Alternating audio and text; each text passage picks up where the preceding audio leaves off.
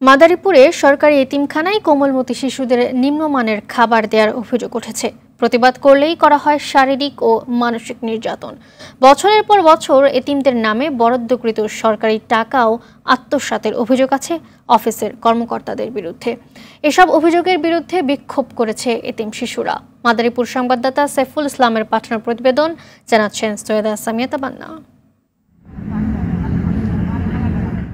সমাজসেবা অধিদপ্তরের অধীনে ২০০৪ সালে ১০০ এতিম শিশুদের থাকার জন্য মাদারীপুরের খাগদি এলাকায় গড়ে ওঠে মাদারীপুর সরকারি শিশু পরিবার। কাগজে কলমে এই শিশু পরিবারে ভর্তি দেখানো হয় ৬০ জন শিশুকে, তবে বাস্তবে ভর্তি আছে ২৭ এতিম শিশু। প্রতি মাসে প্রত্যেক শিশুর খাবারের জন্য ৩,০০০ টাকা বরাদ্দ দেয় সরকার। এই বরাদ্দ থেকে সপ্তাহে ২ দিন আমিষ জাতীয় খাবার বরাদ্দ দেয়া থাকলেও সেই খাবার জুটে না মা বাবাহারা এতিম শিশুদের কপালে। তাদের দেয়া হয় পচা ও নিম্নমানের খাবার, যা খেয়ে অসুস্থ হচ্ছে শিশুরা। মাছ লেখা আছে মিরকা মাছ, রুই মাছ, এই জায়গায় দেয় পাঙ্গাস মাছ। দুধ দেওয়ার কথা ছিল, দুধ দেয় না, দেয় হলো বিস্কিট। ছাত্রছাত্রী আছে, এদের মারধর করা হয়, নিয়মিত খাবার দেওয়া হয় না। অভিযোগ আছে এই শিশু পরিবারে প্রত্যেক শিশুর পোশাক, প্রসাধনী, শিক্ষা সামগ্রী ও চিকিৎসার জন্য বরাদ্দকৃত টাকা চলে যায় অফিস কর্মকর্তাদের পকেটে। আর এসব বিষয়ে অভিযোগ করলে নির্যাতনের শিকার হয় শিশুরা। প্রত্যেকদিন সকালবেলা ঘুম থেকে উঠে মাঠে ঘাস কাটায়, তারপর পাতা বাসায়, ছোট পোলা পান মারধর করে, যে কাম না করলে কাম করায় মোর হাতে ঘা হয়ে গেছে, ড্রেন পরিষ্কার করায় মোর হাতে ঘা হয়ে গেছে।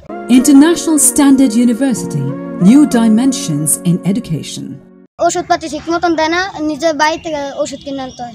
পচা মাছ দেয় আর গরুর গোস্ত দেয় না, আর মুরগির গোস্ত দেয় ডিম। কদিন আগে যে সরকারি নির্বাচন কদিনের মা আসছিল, ৯টা বাজে আসছে, ১২টা বাজে গেট খুলে দেয়। এসব অভিযোগ অস্বীকার করেছেন সরকারি শিশু পরিবারের এই কর্মকর্তা। অভিযোগ পেলে আইনগত ব্যবস্থা নেওয়ার কথাও জানান তিনি। আমার জানা মতে আমি কোনো নিবাসীকে আমি নির্যাতন হতে দেখি নাই, কোনো নিবাসী আমার কাছে লিখিতভাবে এবং মৌখিকভাবে আমাকে কখনো জানাই নাই।